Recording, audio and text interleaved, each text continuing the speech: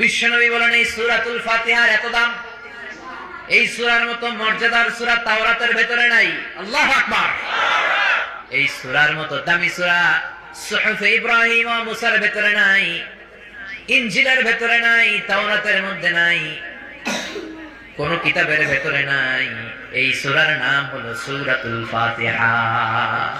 সাবউল মাসানি, নিত্য পাঠনীয় সপ্তবাক্য, মানে এমন 7টা বাক্য যেটা সব সময় পড়তে হয়, সব সময় পড়তে হয়।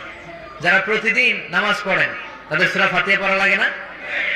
শুধু ফরজ নামাজগুলো যারা পড়ে 5 ওয়াক্তের শুধু ফরজ, তাদের কমপক্ষে এই সূরা ফাতিহাটা 17 বার পড়া লাগে। কয়বার?